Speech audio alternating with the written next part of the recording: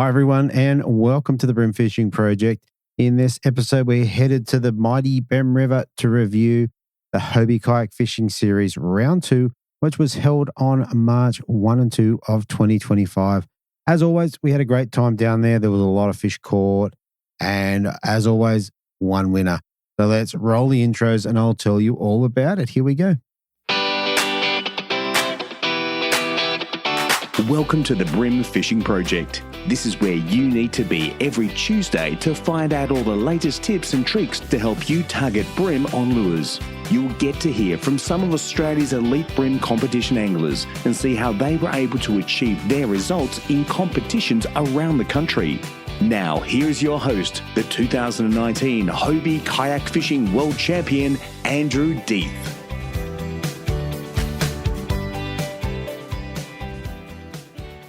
All right. So, look, I was just looking through the results as it was a month ago that we were down there for this one. And unfortunately, I got beaten by Carl Dubois. So that's quite devastating. The upside of that, I ended up in 69th. How good was that? So in other news, we are moving into another round of the collective of the focus group thing that we do there, starting up in the next week or so. So if that's something you want to be part of, join in with the crew as we work through a whole lot of fishing techniques together and pull our ideas and what have you. So look, that's something you're looking at. Go to brimfishingproject.supercast.com. Sign yourself up. If it's not for you, that's great. You can cancel anytime. If it is, come and join in. If you do that, certainly shoot me a Facebook message so I can get you onto the private Facebook page that comes along with that. All right. Let's have a look at this one. So we might start with the tides and bite periods and all that sort of stuff, and then we'll roll through the divisions and tell you what went on down there. So on the Saturday, we had 89 in the fish activity wheel with a minor bite period at 6:58 through to 8:28. We had a major bite period right in the back end of the session at 12:49 through to 3:19 p.m. High tide was at 10:09 at 1.46 with a low tide at 4:43 p.m. at 0.11. On the Sunday, we had 75 in the fish activity wheel with a minor bite period at 8:10 through to 9:36, with a major bite period at 1:38 through to 4:08 p.m. Low tide was at 4:41 a.m. at 0.28, running up to a high at 10:57 at 1.41. Now, I did watch Carl Dubois' video that he did on Bemm River today, and he had a little flurry of activity right in the back end of the session on the Sunday, which lined up with the bite periods, interestingly enough, as it's probably had some similarities with the one that Mick Ettinghausen put out. So you can jump on YouTube and have a look at both of those if that's something you're interested in. Now, one more thing we've got going on. I've still got some tournament shirts left. So these are a super comfortable tournament shirt with a hood it's kind of a soft hood. So when it's hot and the sun's beating down, it wraps around your face and keeps you well shaded, as well as the arms have thumb holes in the sleeves so you can pull them down over the backs of your hands and keep the sun off. If you're interested in those, they're $50 plus $12 postage. So shoot me a message and we'll get that underway. All right, so let's roll through the divisions. We had the Anaconda Big Brim winner. So this was a new prize with a great package brought out by Anaconda. That went to Brad Clark with a fish that went 1.21 kilos. The Monster Mover went to Mark Knight, who went from 0 on day 1 to 2.14 on day 2 and took that home. The division winners, Riley Whelan, he got the juniors, so 16 to 18 years, at 3.45 kilos. And the women's went to Ruth Beebe, and she brought in a bag of 4.39. And of course, the masters went to Greg Cooper at 5.16. How good's that? All right, let's get into the angler interviews. Here we go. Okay, so first up in third place, we have an angler dropping 3 fish for 2.53 on the Saturday, backing up on the Sunday with 3 fish for 2.94, which included Big Brim, and giving him a total of 6 fish for 4.57 kilos. With me, I have Brad Clark. Welcome to the show, mate. Hey, Davey, how you going? Mate, I'm going pretty well. You smashed me. Well, it's good to get one up on you. It's very rare, so I'll take it. I know. Well, I think you've done pretty well at Bemm. I think it was 5.4 kilos. I think you said 4.4 before, but anyway. Yeah. Oh, did I? I might have said 4.4. Yeah, that's all right. Yeah. That's right. All good, mate. Yeah, no, it was Definitely 5.47 for the 6 fish. And realistically, not very far off first place. no, it was pretty close, but it's a story for another day, mate. It really, Well done to the two blokes at first and second. So they're gun anglers, those two. 100%, 100%. And did you fish around them at all? We'll get into this in a minute, but were you within sight or not really? I didn't see them. I kind of had a lot of the spots on day 1 and 2. There was a couple of people around, but it wasn't busy. I think the numbers of fish, there weren't huge numbers, but there was sort of better fish. I don't know. I was never really fishing close to anyone. Okay, all right. Not sure. Might have seen Joel, but not sure. Yeah, he's a good-looking man. It's good to see him. Yeah, it's a bit hard with everyone's kayaks sometimes. I think he's in the yellow kayaks, though, isn't he? I don't know. He is in the big banana, mate. Yeah. No. Very good. All right, let's get back into pre-fish. Tell us, do you get out there and have a look around on the Friday? Yeah, mate. So we travelled down straight after the Gippsland Lakes event, which was nice to just only travel for an hour or two and get down, rig up, and came out. I came out Friday. There's a few spots at Bemm that I sort of like to cover off on the pre-fish. I'm sort of got my fallback spots, but I was a bit disappointed when I heard that the mouth had opened a couple of weeks before, because I prefer to fish it when it's closed and there's a bit more water in the. Everyone's a bit different. That's me personally. So I sort of wanted to get straight down to the front of the system early just to have a look. I've sort of fished there one set of 5 years, but I just needed to tick it off as a yes or a no. So headed down there, and I think I might have launched about 7, and Paul Malov and Dylan were down there already, and we sort of fished that close to high tide, and we sort of fished that as the wash was coming in from the ocean, and we fished that for about half an hour. It was really good. We all plugged a couple of nice yellowfin, I think, each. Around that 35, 36, nothing huge. I think Paul might have got one slightly bigger. I was just rolling a chubby through the wash, and then we all just sort of decided we'd leave that alone and head back into the main lake or basin. I left the other boys a little bit early and headed in there, and sort of went into I like to fish a bit deeper at Bemm, like at 1.8 to 2.2 is usually where I sort of start. So I headed into a few spots around just out from the Mahoganies and fished my way around towards, I guess, Pelican Point that way. But it was pretty apparent pretty quickly for me anyway that the bite was it was not your usual Bemm for me anyway in the deep. Like I'd get a fish, have to move, I'd get one and then wouldn't get another one for 45 minutes, or I wasn't plugging. Some days you can just be there plugging fish. So, but they were all okay, like they were 700 grammers and things like that out in the deep. But then I think decided that I'd head and had a look at, is it Mud Lake, the shallow one? So I went out the front there, went into Mud Lake and had a look and caught some small fish. I had a good hour on the bent minnows in there. Yeah, right. It was good fun. Would have caught 7 or 8 fish, but they weren't great quality. So I sort of pedalled back out, fished a few deeper sections on my way back to the ramp, and I sort of had a plan at that point in time that I was going to head down towards the front of the system in the morning and see what happened. If it was good, I'd stay there. If it was not so good, then I'd sort of, I felt I could come back into the main lake and find a bag easily enough, whether it was good enough. But that's Bemm. You don't get too stressed. If your initial plan doesn't work early, there's plenty of time to put together a bag. So yeah, I think that's accurate. So for Saturday, so you ended up bringing back in 2.53. Tell us how you did that. Yeah, so Saturday took off from the start line and fast as my legs could go and headed down towards the front of the system. It might have been, I was surprised actually. I wasn't quite sure how many people would make the trek down. There was probably, I think I arrived there in the first group of 3 blokes, and I think Paul wasn't far behind, and just started, I think, a jackal chubby, the deep version I started throwing, which is what I was throwing on the pre-fish and catching fish on up there, and just started throwing it into the wash as it would come over. And it was dead. It was really dead. And it wasn't just me, it was the other 2 as well. There was 3 of us up there at that point, and I don't think anyone caught a fish for the first half an hour, 40 minutes. The Hobie media boat turned up, took some nice photos, but there wasn't a lot of fishing action going on. And I don't know what it was. It didn't feel good. It felt different. There was a lot of floating weed coming through that wasn't there the previous day. But I had a sort of plan that I was going to I wanted to stick it out till 9:30 because the tides were a little bit later. So I thought I sort of want to fish it at the same time of the day, same that I did.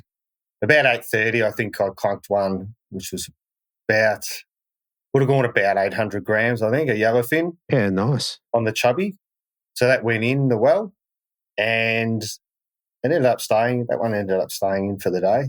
And I've got the Rapala scales and I'd only just bought them. I hadn't worked out how to put it in kilos or pounds. So it's a trick. I was looking at them in pounds and I had no idea what the weights were, but I figured if they're all in pounds, it doesn't matter. Yeah. So I'm throwing out the less heavy one. Sure. So I gave it to about 9:25 down the front, and I still only had the one fish and the one bite. I think Paul might have had two small fish, and I think Corey Leam was fishing there as well. And I don't think he had any at that point. So yeah, I was a bit. I guess you got to make decisions in tournament fishing. Yeah, you don't want to. I would have hated to get to the end of the day and I've stuck up there all day for nothing. I was prepared to leave. It might have come good, but I wanted to get back and fish the main lake sort of basin section that I like. So, and when the media boat was there, did you catch a fish while the media boat was there? I caught it, but they were there, and then I've caught one. I think they were off doing something else for a little bit, so they didn't capture it anyway. But there was no real mojo. They looked like they were having a good time up there, the boys, though. They had their legs hanging off, and it was a nice morning. So yeah, right. The reason I said that is when they came over to me, which was on the Sunday, but all the one comp, they said everyone that they went to caught a fish, and then I didn't catch one. So I was just checking what's really going on. I did catch one while they were in the vicinity anyway. Right, fair enough. All right, well, I have to argue. All right, but you decided to leave. I decided to hightail it out of there and go out into the main, what do you call it, a lake or basin area of the system that I usually fish and that I've always sort of done pretty well out there. So I was pretty confident, even though I didn't get out there till 10, that I'd sort of catch a fish. So catch my bag anyway. Yeah. So then as you come out, I guess I turn left. Yep. Left. So you go sort of around towards past this area they call the Mahoganies. Yep. And I sort of started in, I guess, that I hadn't had too much success in the deep, deep stuff, which is over 2 metres the day before. So I sort of started around that 1.8. Okay. Just worked my way around and caught a couple of smaller fish. Then, maybe 300 or 400 metres down, and about 10:45, I've thrown one out and I've got a nice 900 grammer on a Z-Man grub. Okay. About 10:45, which is the Z-Man grubs for me. It's old school, but they work for me at Bemm. Probably 80% of the time, the fish that I catch at Bemm on a Z-Man grub or a slim swim. Yeah, okay. So I've plugged, but it was weird that as I've thrown it out, it's basically, 1.8 metres, but the fish has basically hit it as it's dropped in the water. It was really high up, and I found that later in the day as well, that sort of pattern continued for me anyway. Yeah, and I think that's accurate. I'm getting feedback on this in doing the other interviews. So yeah. So I've plugged that. So then I've got a 900 grammer and an 800 grammer in there, plus there would have been another smaller fish. And I've just kept working my way around. Like I said, it was fishing tough, but I knew that if I just kept going, I only needed 2.4 kilos at Bemm's a decent bag. I knew I could head over to Mud Lake at the front of Mud Lake, the flats there, and get smaller fish if I wanted because there was plenty there. But I sort of stuck to that area. There wasn't a lot of kayaks sort of between that Mahoganies and I think it's Pelican Point. Yeah. Area. So I just kept plugging away there. And I guess sometimes with me anyway, a mistake I make is if I've caught a couple of fish, I'll keep fishing the same lure. Yeah. Even though I haven't got a bite for about 45 minutes or caught a decent fish, I'll just stick to what my confidence lure is. Sure. I think it was I changed from the Z-Man grub into the squidgy wriggler, the old bloodworm. Oh, yeah. Old school, and like first cast, bang, I was on. And it was the same thing. It was like as soon as it's hit the water, basically, in that top 60 centimetres of water, and you set the hook and it's broken the surface already, the fish. So that was wow. in about 1.5 meters. So I had a bag then. I probably had two. I obviously didn't have the scales, but we were around that 2.2, 2.3 mark at that point in time. So decent. So I was happy at that point in time. It's an okay bag. It probably gets in the top 15 or something normally. Yeah. It's hard, probably more in this one, but it's hard to know how everyone else has sort of gone. So with that sort of bag, I just kept plugging away in that area. Again, I fished the same lure for 40 minutes or 50 minutes, no bites, and then I've put on a bit of a Bemm go-to lure for me, which is the Z-Man grub in the chartreuse sparkle. Right, okay.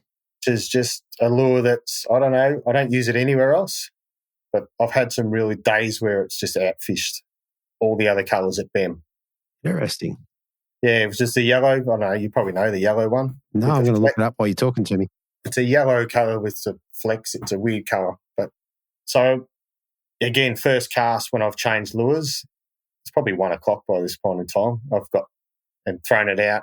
And again, it's just first. I'm usually fishing a 112 at Bemm. Yep. Which is, I don't change it a lot at Bemm.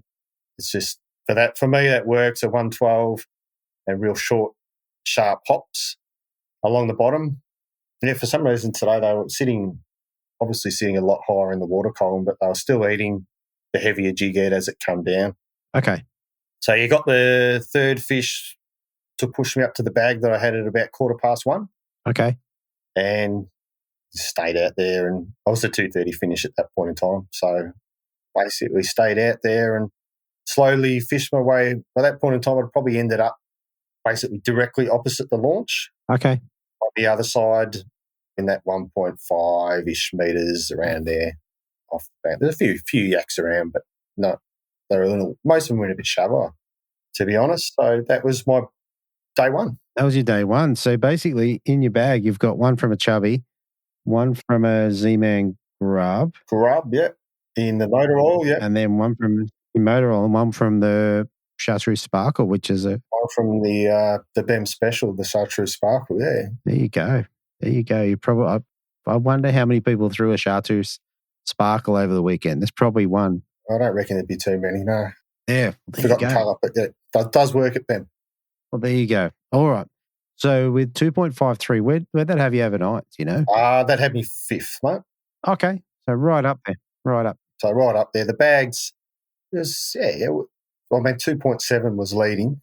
Yeah. 2.71 or something. So to be only 200 grams off was good, but there wasn't a lot between 5th and 12th or 13th either. So no, that's right. It looks like you had Greg Lewis in front of you and Shorty. Yes, yeah. Handy anglers for sure. All right. Sunday. Tell us about Sunday. I'm tipping you didn't. Oh, maybe you did go down the front. No. Sunday was, I sort of rigged up and I just decided that I had a plan in my head that I was just going to change the lures a lot more regularly because like I said, I get stuck fishing the same lure for 45 minutes without a bite sometimes. So I think I had tied on the chartreuse sparkle grub. I had a Z-Man, the what's it called? Motor oil. Motor oil, yeah. A bloodworm, and then I had a sprat in the cleaver colour, but on a much lighter jig head because I found they were hitting it quite high up in the water column. I thought I'd plug one on a 1/20th with that one and just see what happens. And I think I had a hard body on the other rod. So took off it was a nice day, I guess, overcast, if you remember. Yeah.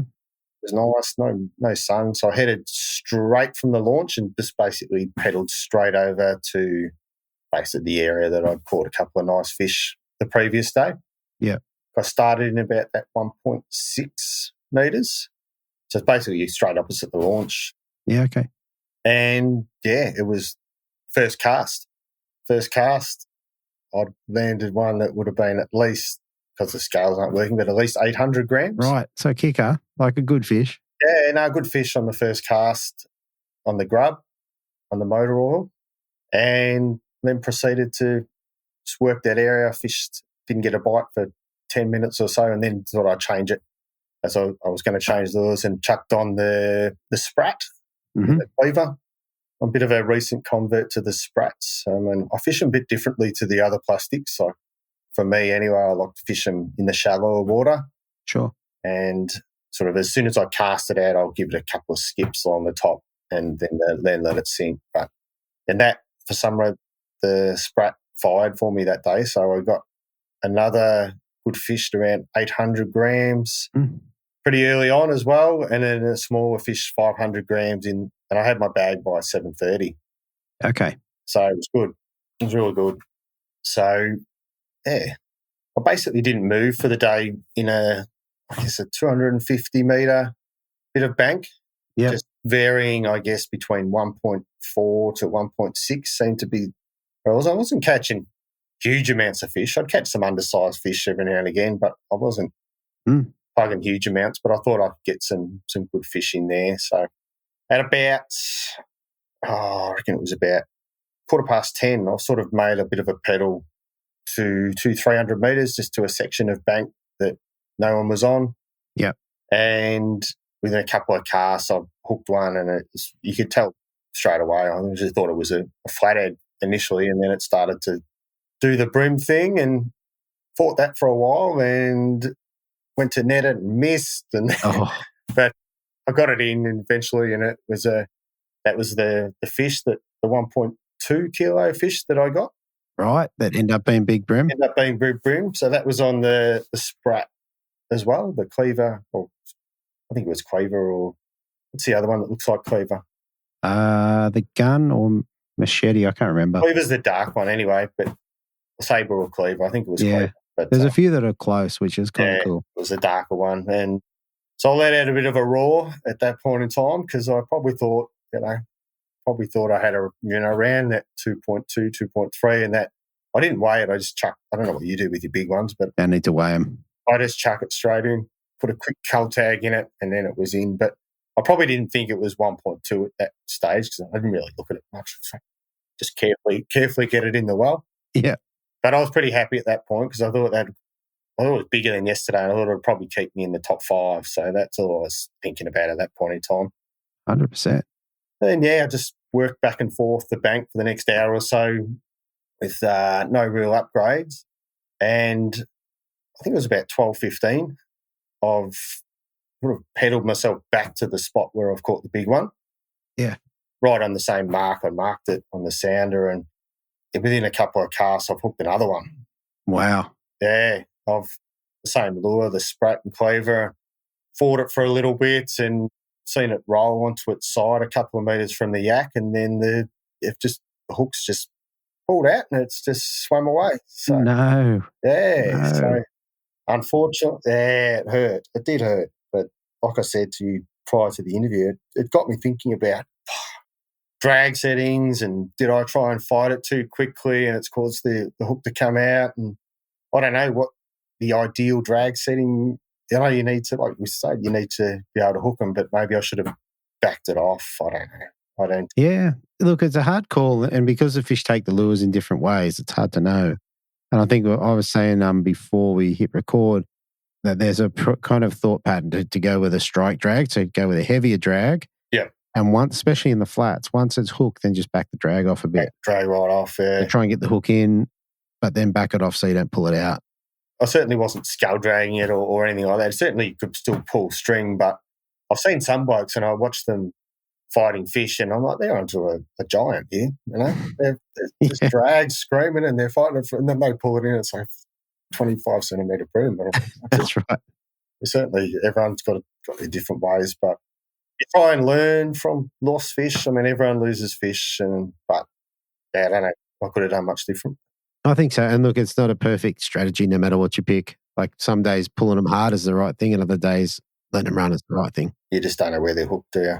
Until you get them in the net and you go, oh, that was never going to come out, or that was just hooked. So there. So after that, I was disappointed, but I was kind of still happy at the same time. You got a good bag. Yeah, still got a good bag. And I knew I'd hooked 2 really big fish in that area. So I didn't really move from that 50-metre sort of pocket for the rest of the day, just trying to get another one. It didn't happen, and I pedalled my way back for the 2 o'clock weigh-in that day. Yep. And, I ended up in third place. So, which was pretty good. Absolutely stoked, and especially to finish. It's no shame to finish behind those two boys, Joel and Joseph, Joey, they're guns. So, really happy, mate, really happy. 100%. It looks like you got big bag for the comp. Yeah, I think I did on day 2. Yeah, I think overall, because 2.73 was day 1, and I think you got it for the comp. So that's a pretty good achievement in itself. Absolutely, mate. Absolutely. Yeah, stoked.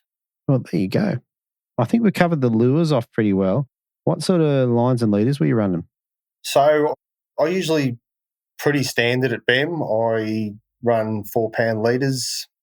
I might have had a 6 on one, just something different, but I didn't think it made any difference. I actually think I had 6 on the cleaver, the one that I had to spread on, which caught some of the bigger fish. So generally 4-pound at Bemm's my go-to for the leader, and 6 or 8 pound 0.6 braid. Braid is, I don't sort of feel the need to change it much. No. So, well, there you go. Well, that's a great result. Tell us, what did you get for coming in third place and for Big Brim? Yep. So the Big Brim was a $250 Anaconda voucher.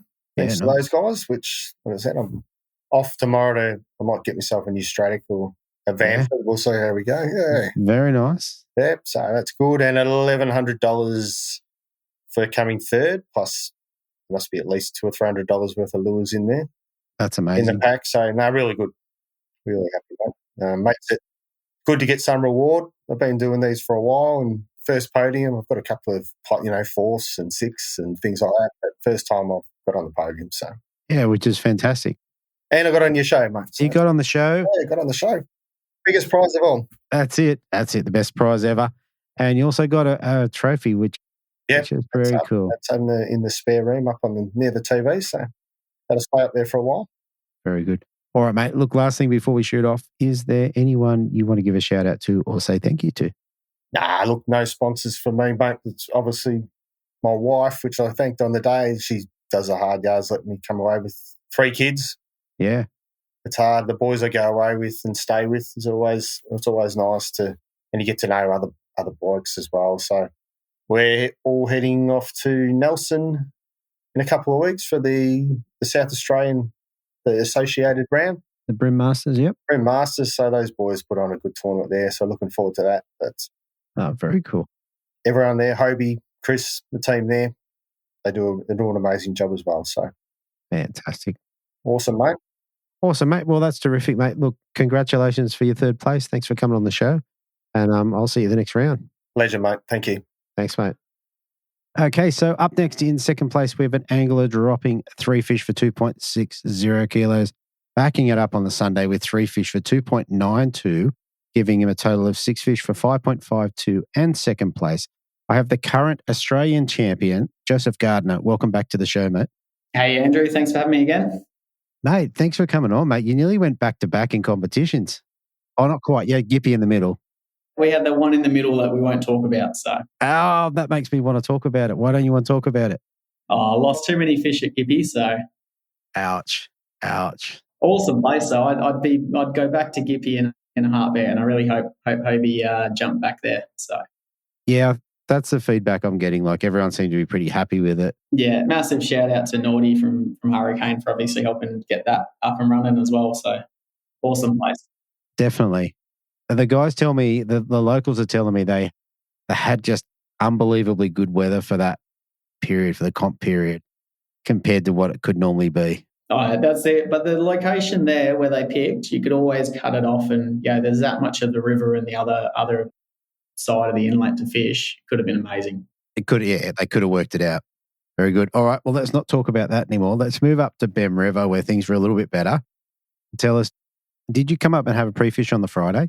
Yeah, so we went pretty much straight there and jumped in and had the pre-fish. So we had obviously Adrian and Coops came over from WA as well. So between the 3 of us, we sort of sat down, and Coops is old school, so he had all his maps printed out, and we sort of nutted out a few different spots that we all thought might be all right and split it up between everyone. So I wanted to have a look at Bemm River.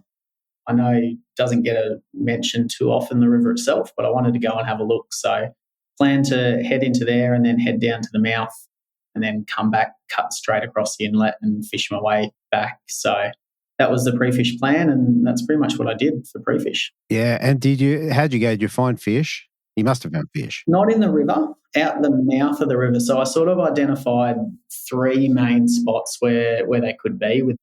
With a system with the mouth that opens, we've only got one system similar back in WA. So Moore River back in WA opens and closes. Mm-hmm. And what typically happens is it opens, the fish funnel down towards the front, obviously with the water flowing and the food coming in and the salt wedge that then comes in with the tide. And then as it starts to close, they move slowly back and they sort of hug to the deeper sections. They don't tend to go on the edges because the water hasn't risen enough yet. Yeah. So I identified sort of 3 spots. So there was obviously down by the mouth, out the front of the Bemm River itself, and then out the front of Mud Lake as well. There's sort of another little sort of half a foot sort of incline there where it's a little bit deeper as it wraps around the corner from the mouth and heads towards Mud Lake. Okay. And question, like when I was down there, out the front, I guess where the river is, there was all these snags sticking up out of the water. Yeah, like I don't know, on the flats there, I don't know whether you come across those snags while you're fishing.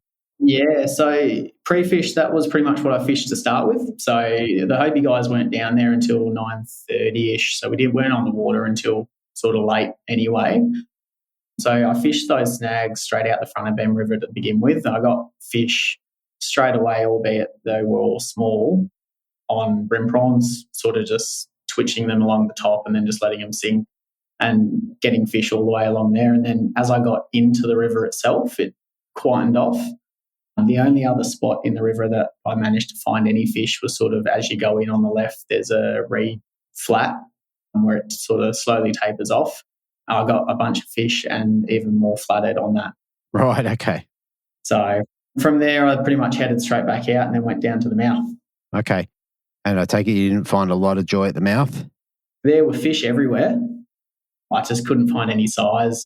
I had a ball down there, though, sight casting 25 to 28 tip fish on pygmy mussels and even getting yellows down there to eat them as well was pretty cool. So, But there just wasn't size. I didn't see any size class down there at all. Sure. And, okay, so if you're sight casting with your pygmy mussel, take us through a cast. Like, what are you doing with it?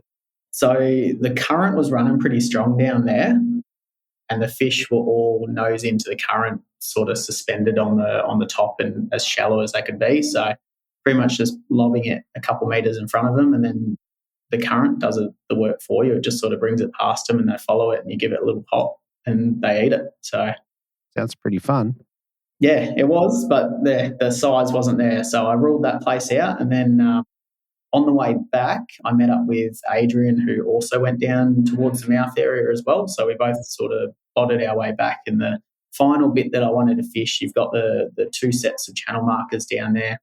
And then the first set of channel markers as you're heading down into that main channel to go to the mouth, just before them, there's a little deeper section where it was about 1.9 to just over 2 meters deep. Yeah, okay. As opposed to the rest of the lake, which was all about 1.16 to 1.8.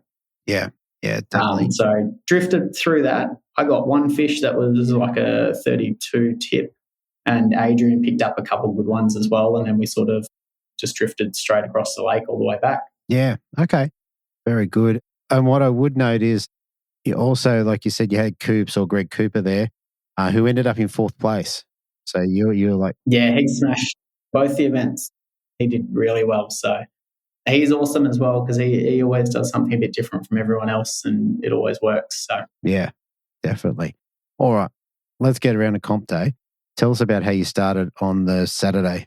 So headed straight over to where we got those fish right late and just focused around that 2 meter drop. There was probably a 500 meter to 750 meter circle of where I found fish.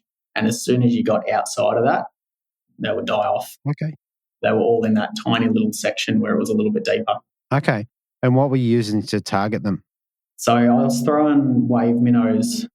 Wave minnows on day one. I got one fish on a River to Sea baby vibe, but it wasn't any size. Everything pretty much came on a wave minnow.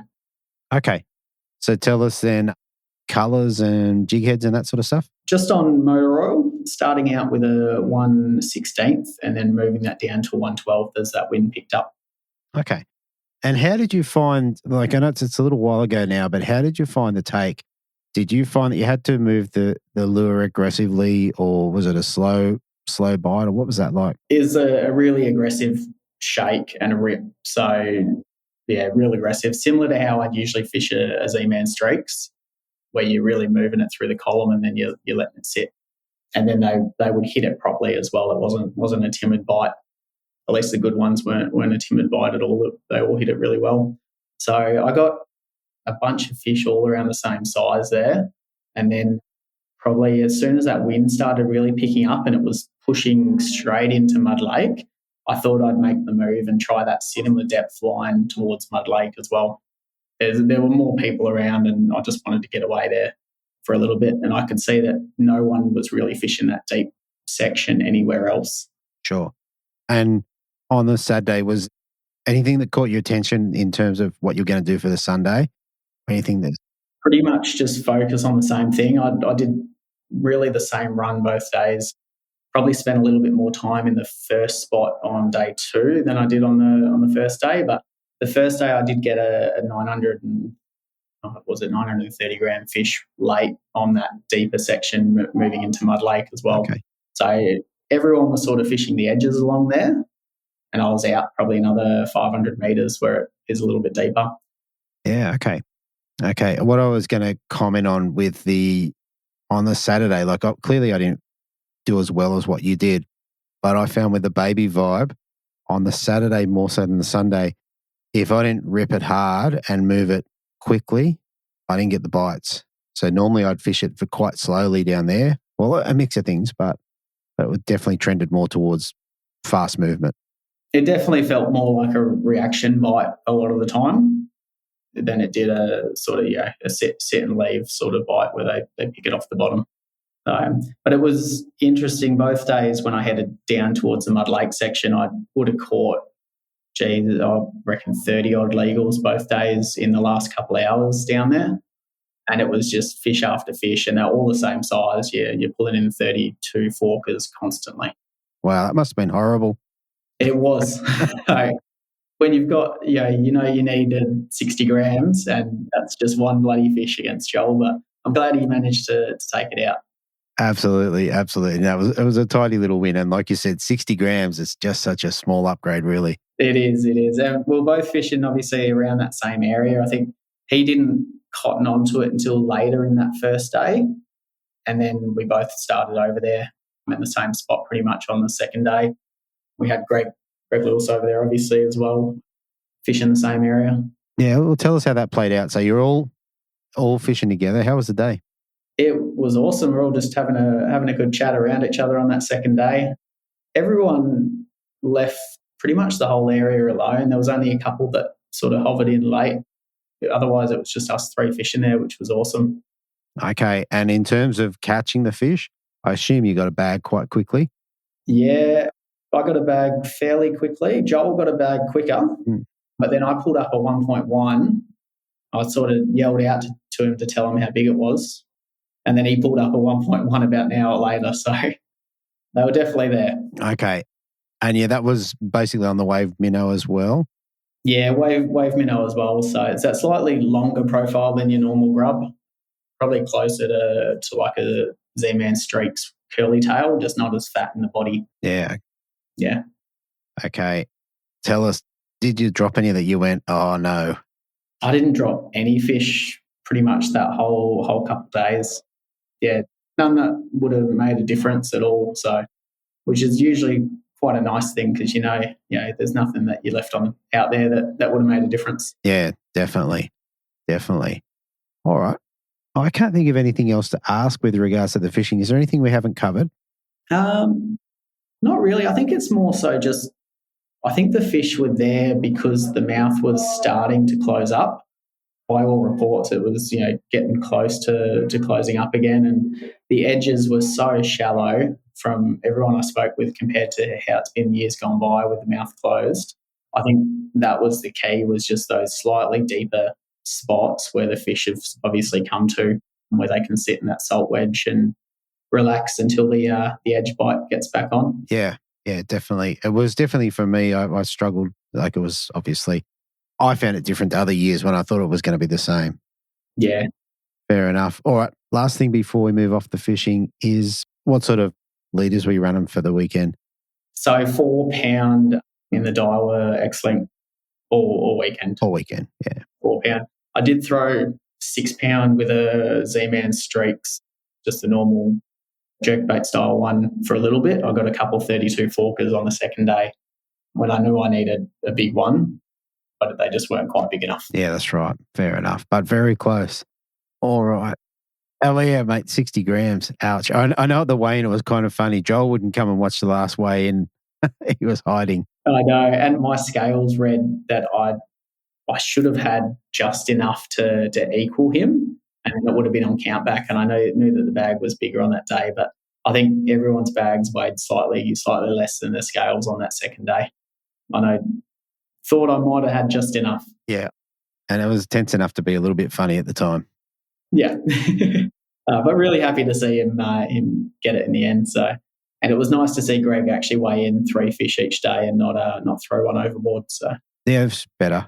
Yeah, but we don't talk about that with him either. No, he doesn't listen anyway, mate. It's all good. All right, tell me, mate, what do you get to take home? Do you remember? Yep, I think it was just under 1,700 in cash memory.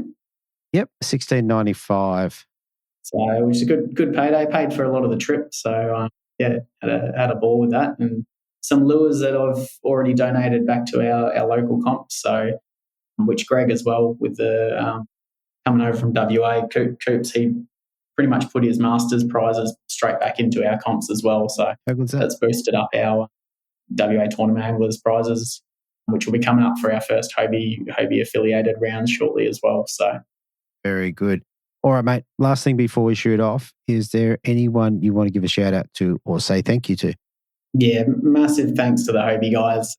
Like last year, I did a lot of traveling and used the hire kayak from them, used the links throughout that. And yeah, fortunately with the AC last year, I managed to keep that AC kayak as well. And they've been really helpful in just keeping that at their warehouse and saying I can use that whenever I want to do comps over here, and happy to do that. So they're towing it around, and it's been a great help with them as well. I know even with Leon, obviously with the round before, the Gippsland round, using the kayak from them as well, it's good to get new people into the scene as well. Yeah, 100%. Yeah, it was good to see Leon come out on top as well. Yeah, that was awesome. Long way to pedal out there as well, so that was an awesome result. Yes, and he tried a few different ways to make it not happen. Yeah. Very good. All right, mate. Fantastic. Thank you so much for coming on again. Congratulations, and I'm sure we'll speak before the end of the season. Awesome. Thanks so much, Andrew. Thanks, mate. And then finally, coming in third place, we have an angler dropping 2.73 kilos on Saturday, backing it up with a bigger bag of 2.85 on the Sunday, giving him a total of 6 fish for 5.58 and a win by just 60 grams. I have Joel Crosby. Welcome back to the show, mate. Thanks, Deethy. Thanks for having me back again. Mate, nice little win there for you at Bemm. When was the last time you had a win, mate? Let's go there. The last time I won a Hobie round was way back in 2015. 2015, 10 years. I've been there, mate. It's hard, isn't it? It was a lot. I mean, admittedly, I wasn't fishing for probably 5 of those years, so there was a bit of a gap in between. But yeah, the last time was Foster 2015, I think it was. Yeah, right. And the thing is, when you had your little break and you came back strong. Yeah, I missed out on Bemm 2 or 3 years ago by only 80 grams, so I flipped it this time. Yeah, so I've had a few podiums since I come back, but couldn't quite crack that win. So it was really nice to get the monkey off the bank back and also do it at Bemm. Like, I've been trying to win Bemm since it first started. It's pretty much the area. It's the location that I fish the most, spend most of my time fishing. So it's actually nice to finally get a win there. All right. Let's roll into pre-fish, mate.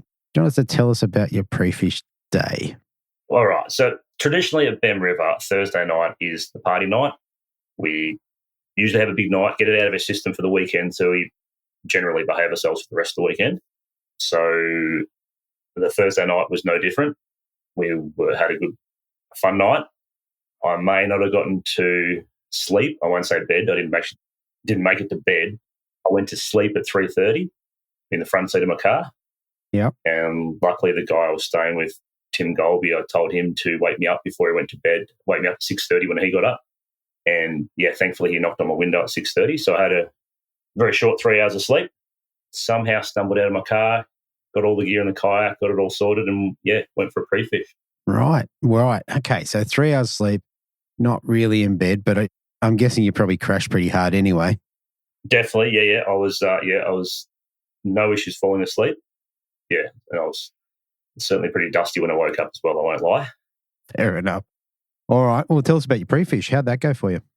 Well, so the plan at Bemm is always keep it simple. I always keep it simple at Bemm. I usually, majority of the time I throw soft plastics. If I look at my sounder after fishing it for so many years now, there's sort of 3 or 4 distinct areas of fish that I've marked over the years. Like usually on a comp, I'll mark, if I catch a decent fish, I'll mark it on the GPS. So I've got a bit of a history there. So and it's amazing how there's 3 or 4 areas that actually keep producing the fish. Like there's marks from 4 or 5 consecutive years at the same area. So, yeah, because last year I made the mistake of not fishing one of those areas on the first day and had a really bad day, and then went to that spot on day 2 and smashed it. So this year the plan was not to do that. So, yeah, the plan for pre-fish was to hit those 3 or 4 areas, check them out, see what fish are there. And I had also had a 4th area that I was going to check as well, just as a backup. Mm. So I got around to all those areas. I threw different plastics. I threw a slim swim, a 3.5-inch grub, both from Z-Man. I threw the Rapala jerk, bigger lure, and that was basically it for the lures. So I just rotated through the areas, rotated through the lures. Found some okay fish at the first area. I think I got like a 34 forker from that area. And I was just going from one of those areas to one of the other areas. It was about 2 Ks away. And I just, for some reason, just randomly stopped for a fish and actually hooked a 36 forker and then 2 casts later a 34 forker in the same spot. So I hit a mark and then kept going, didn't fish it again, didn't want to touch it again. And then went and hit the other areas. But there wasn't a lot at those. There was fish there, but not the size I was looking for. Yeah, so fished all them, and then I was off the water by, I think, 12:30. Yeah, okay. But during the day, I'd identified that they were hitting the grub. The better fish were on the grub, the 3.5-inch grub. So I was like, okay, that's what I want this weekend. That's what I'll throw. So right, 3.5-inch grub was the go-to for the weekend, or so I thought. So you thought, okay. And at that point, what was your colour choice? Just motor oil. Just, okay. Yeah, that's what the Bemm River, you just keep it super simple. And the other thing I'd say for Bemm is if I'm not catching on plastics, I just throw a blade. Okay. Because most of the time I'm fishing the deep areas of the lake. I'll fish the flats for fun, but in comp situation, I like to stay in that deeper water. Okay. And especially given the conditions we had on the weekend too, it was quite calm. I know that makes fishing in those shallow areas a bit harder, so I always try and focus on that deeper area. Yeah, right. For me, I tend to get those bigger fish. Yeah. Out in the deep. So, yeah. So that was pre-fish. Like I said, pre-fish was done by 12:30, 1 o'clock. I needed a nap, to be fair. That was my next question. Was there a nap in a bed? I actually, because I'm a shift worker, if I'd had a nap, I probably would have stayed up all night. So I actually fought it. Yeah. Like I nodded off a few times. I couldn't physically stay awake, but I had to. Yeah, so I actually stayed awake, got all my gear ready, but I was in bed by 9 o'clock. Okay. On Friday night. So, yeah, okay. So early night, no shenanigans at the pub. Much to Chris's disgust, I think he wanted me to be there for karaoke and stuff like that on the Friday night, but I physically couldn't be there for that. Right. I needed some beauty sleep. You did? So, yeah. All right. So we roll around to the Saturday. I think the wind reports were I think they were getting up to maybe 15 or 17 knots at some point. Yeah, later on, I think it was sort of the early part of the day was quite calm, well, forecast to be quite calm, and then it was sort of mid to late morning, it was going to pick up a little bit. Yeah. Yeah, so I went out on day one, started throwing the 3.5-inch grub on a 1/8, always throw it on a 1/8 jig head at Bemm. I like to get it down. I don't know whether that heavier jig head, makes a bit more a mud cloud or something on the bottom, and that's what attracts them. But and I actually like the way the tail looks when it falls on that 1/8. Sure. It's a lot of action as it's heading down. So, yeah, 1/8 jig head, 3.5-inch grub, and, started throwing it. And I got 4 undersized fish, dropped one, and got bitten off by a tailor in the first hour. And I was like, oh, this isn't going well. And I was sort of at Bemm, most people are getting their bag within the first half an hour. And I was, okay, this could be tougher than I think it is. But during the afternoon, on Friday afternoon, I actually decided to tie on a 4-inch grub. The Z-Man Streaks Curly Tails 4-inch in Houdini colour, which I used at Tassie to pretty good effect in the Swan. The Brim had no issues eating that over in Tassie. I was like, well, I want bigger fish. And like I said, it was 8 o'clock and I'd cracked it. I thought, you know what, I'm just going to go big and see what happens. And straight away started catching fish. Wow. Okay, so you upsize your lure and change your results immediately. Yeah, and when I say caught fish, I was catching 20-centimetre fish that had nothing but the jig head poking out of their mouth on that. Like, it's a massive plastic for a Brim. But the little ones were eating it, and then I started catching some good ones as well. I think I got a 34 fork to start the day, and then a couple of other smaller legals. So that was at spot one, and then I fished it till about, I want to say sort of 10:30, but maybe a bit later. And then in the back of my mind, I had that spot that I'd fished on the pre-fish where I got those 2 good fish, and I knew I was going to hit that at some stage. So I wasn't sure whether it was tidal related or just the area. So I sort of waited for about the same time on Saturday morning just to see whether that was, what it was when I went to that spot which had those better fish on pre-fish. And then so I literally sat on that one mark for the rest of the day and just slowly upgraded throughout the day. And I think by the end of the day, I think I had a 34 fork, a 34 and a half, or maybe a 35, and then a 30, what was it, a 36, I think. So a solid bag, but it was what I wanted, because I was, like we discussed earlier, my aim at Bemm is always to get 34 forkers. That's my starting aim, is to get that kind of bag, because I know that's about 2.5 kilos. So.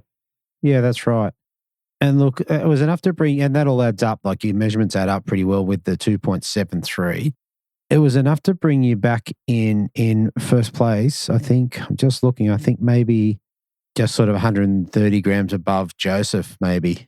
Yeah, I think he was 2.6. I think it was exact 130. Yeah. Yeah. So close, like a lead, and 100 grams is great. Yes. But you're not confident with 100 grams.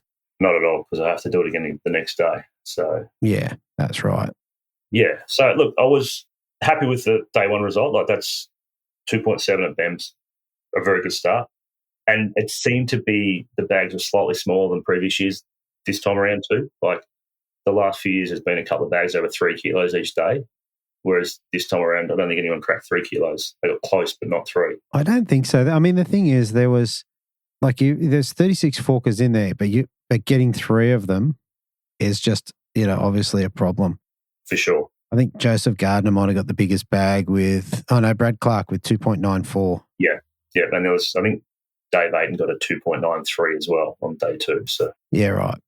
Yeah, but no one cracked. I don't think anyone cracked 3. So it's a little bit, the bags are a little bit down compared to previous years. Yeah. Yeah, so when I knew I had about 2.6, 2.7 when I came in, so I thought I'd be sitting maybe 7th or 8th or something like that. So I was pretty surprised when I was on top.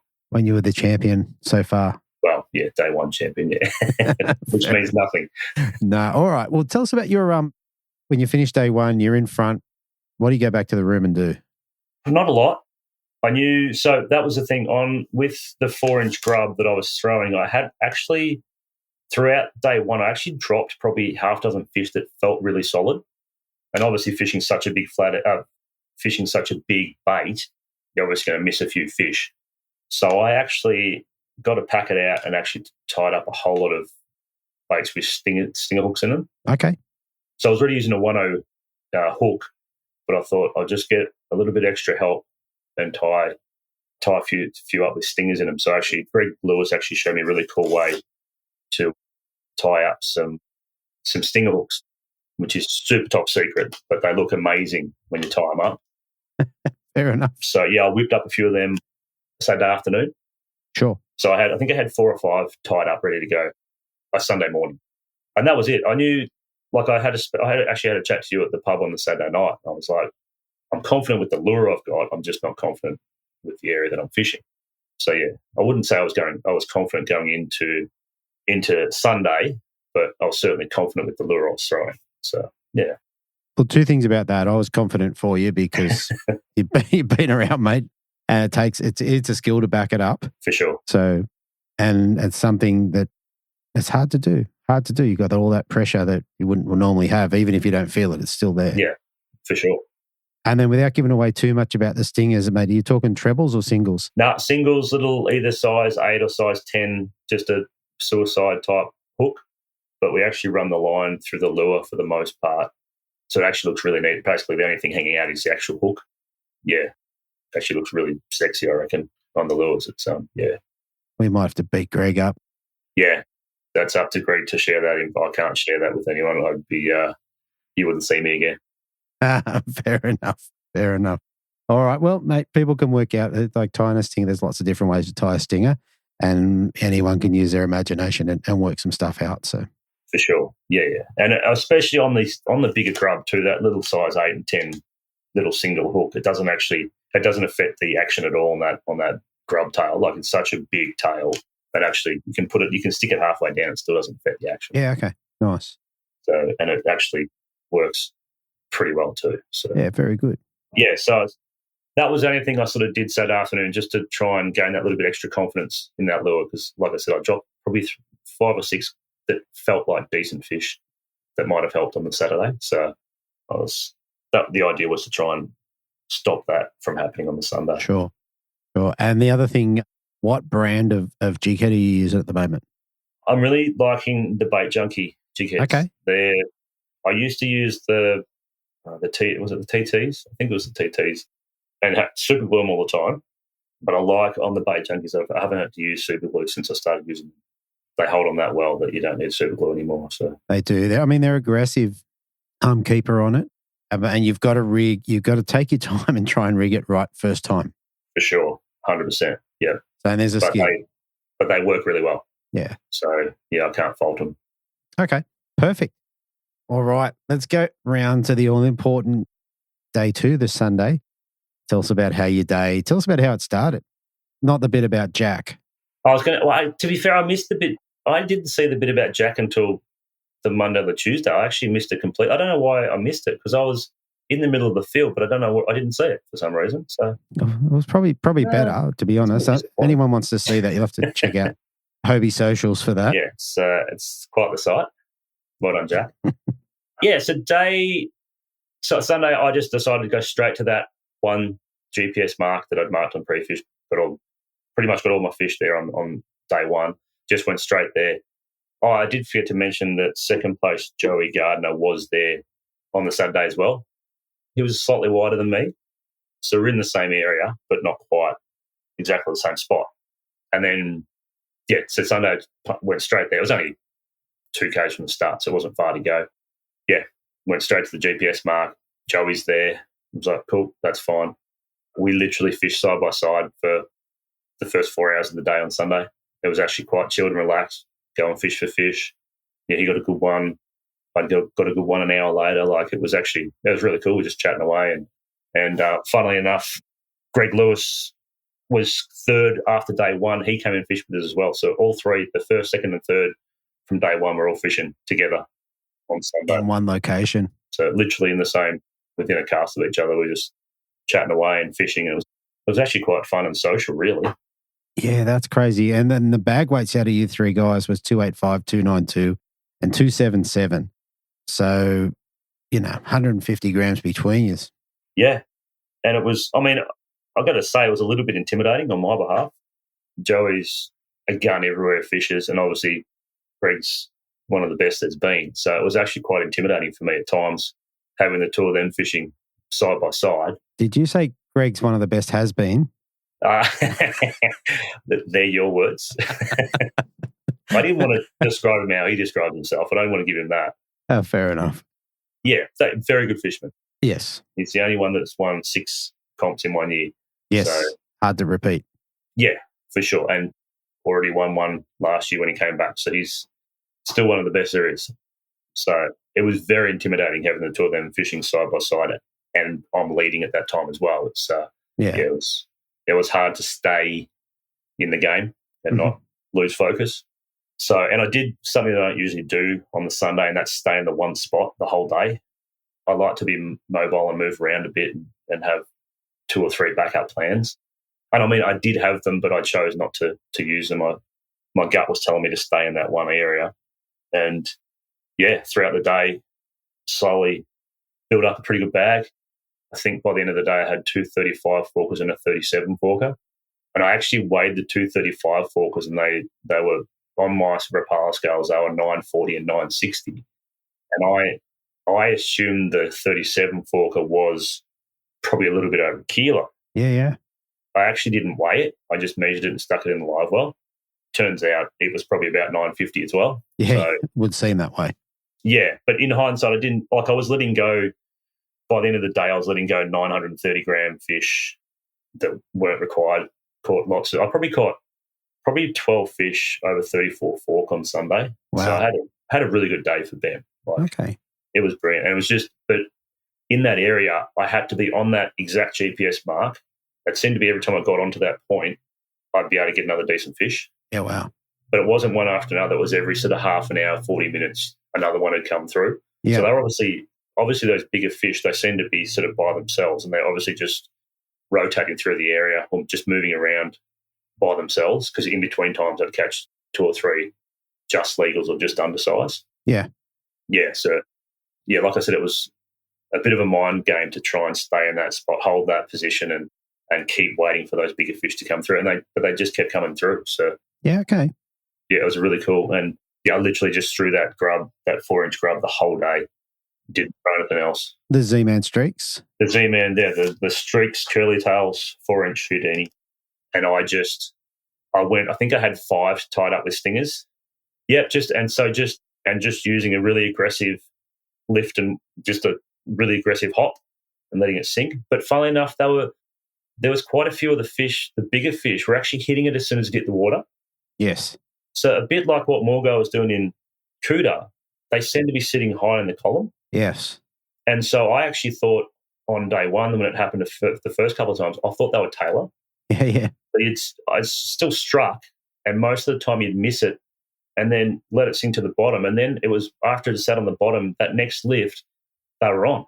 Okay. So it's like they've seen it as it hit the water, hit it, missed it, and then waited for it to hit the bottom and then picked it up. And that's when they've eaten it. And it happened probably half a dozen times on the Sunday where I thought, oh, that's got to be a Taylor. Every time it was a Brim. Yeah. Yeah. Look, I had the same thing. I was throwing the baby vibes, as you'd expect. I actually ended up finding one in my box that had no weight in it, because I found the fish they were getting it before it got to the bottom. So I figured the longer it takes to get to the bottom, the better. For sure. And sometimes it would hit the water. It would be instant. Yeah. There was such a weird bite. And then actually later on in the day, I cast out and I was looking down. I was doing, I don't know whether I was moving lures around or something. I looked down. I don't know. I wasn't concentrating on what I was doing. I don't know whether I actually lifted the lure all the way to the surface or whether a fish picked it up off the bottom and came to the surface, because I looked up, saw a boil and a flash of silver just 10 metres out in front of me, and then the rod's screaming off. Right. So I don't actually know whether the Brim followed it up to the top or actually picked it up off the bottom and came to the top. But it was a really weird Bemm bite. It wasn't the same as it normally is. Yeah. And look, I've had some feedback in talking to a couple of anglers over the last couple of days that the sort of forward-facing sonar was seeing a similar pattern to what Morgo experienced down at Cooter. So, I mean, given they're not very far apart, both kind of big basins in their own ways. So, yeah, it could definitely be the case. I think over the next couple of years, we're going to get a little bit more truth about exactly what's happening with forward-facing when people get better with it. Be interesting. Yeah, for sure. Yeah, it sounds like I might have to invest in it at some stage because, I feel like it would have been a big asset on the weekend for sure. Given what those fish are doing, it was different from normal. Yeah, definitely. All right. So we've got you on your 1/8 jig heads, 4-inch grubs, and aggressive lift mostly, unless they hit it off the top. Yep. What sort of leaders were you running? 4 pound a weekend. Just keep it's Bemm River. Like I said, keep it simple. You don't have to be complicated about anything. Just keep it super simple. And rods? Just the Daiwa in-feet rods. I really enjoy I don't think they make them anymore. The original, the base model ones, the red and black ones. Yeah. I think they're 7'3", 1 to 4 kilos. The fast tapered ones. Yeah, they're my favourite soft plastics rod. So I was just using them all weekend. Yeah, very nice. Like I said, super simple. Okay. All right. I reckon we've covered off on the fish. Is there anything else we've missed? Any insights? No, not really. For some reason I enjoyed that bigger soft plastic, and I probably got 2 or 3 fish on the Sunday on that stinger hook as well. So it made a difference. And I think for me personally, it was just that confidence throwing it, knowing that I had that extra hook point in there that, gave me the chance to potentially grab another 2 or 3 brim. But for the bigger fish were hooked in the mouth on the main hook. But there was a couple of instances where they did actually take that stinger. Yeah, it's interesting. Like if they got the main hook on such a big grub, they were whacking it. And they were whacking it too.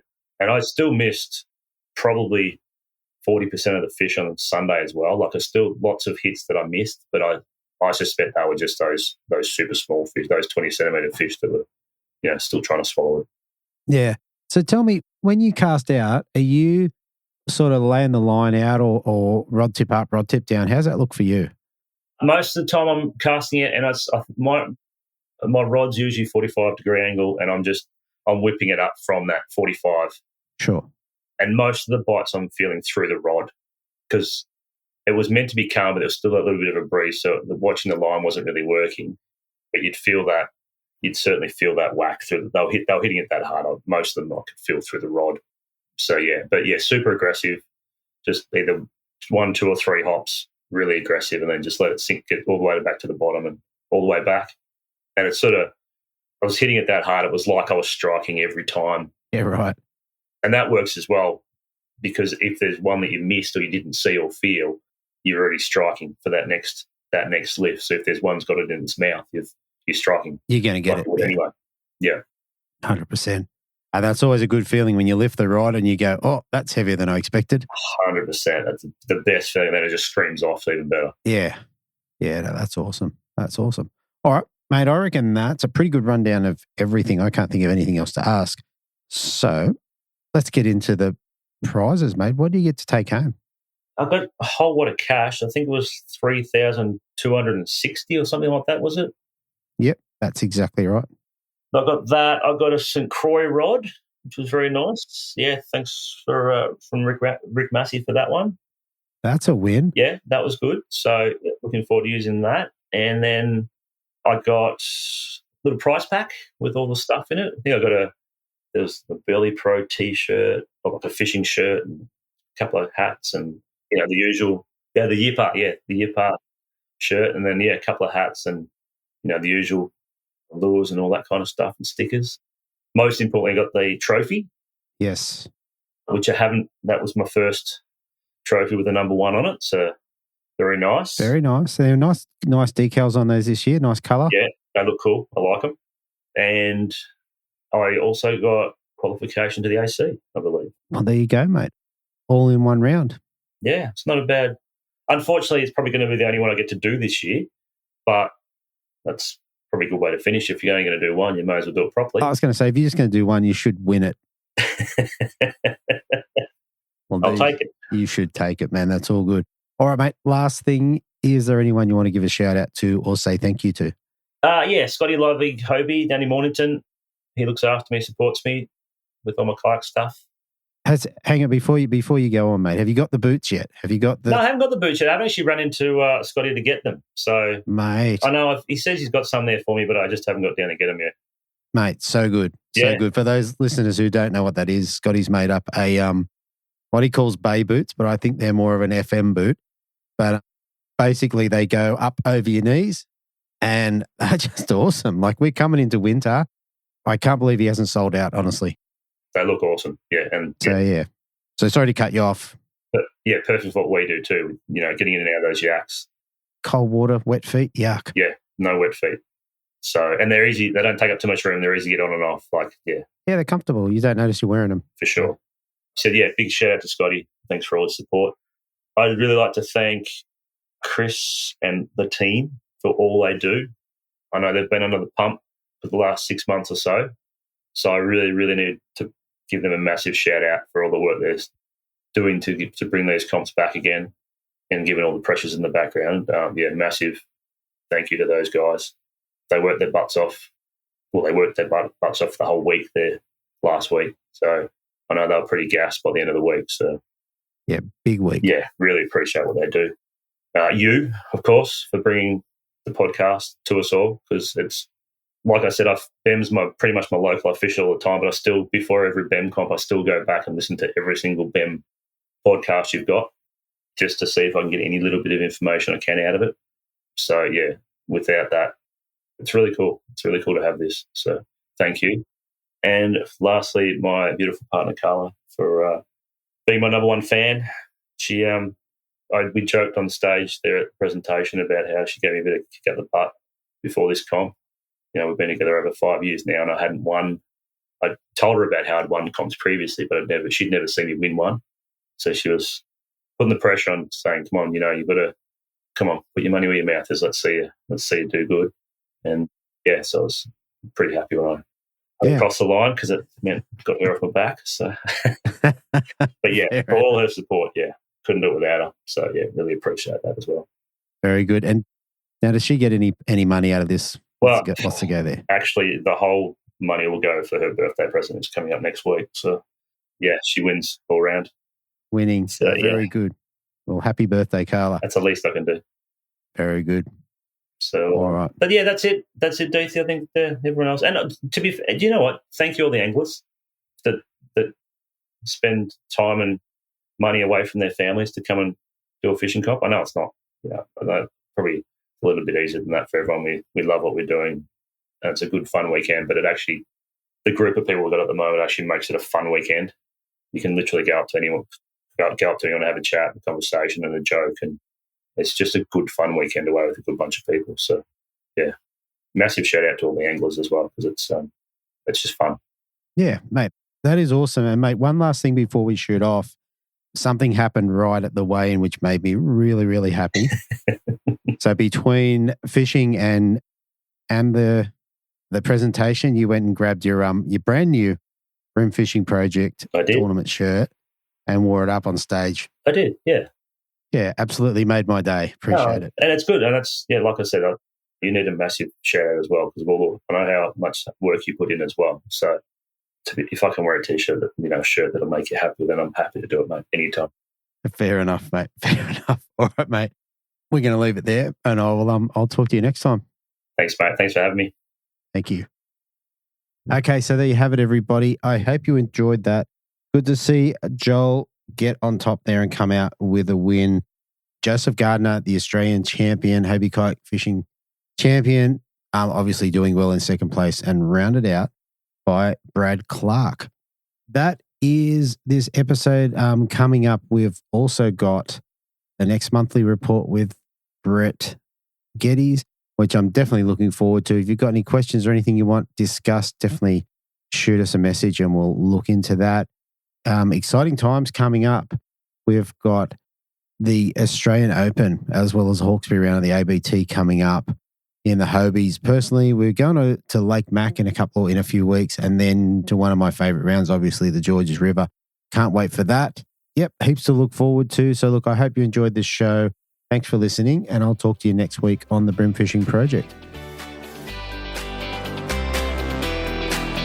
Thanks for listening. Hopefully you were informed, inspired and entertained. If you were able to learn something or just enjoyed listening, please consider subscribing and rate us on your favourite podcasting platform.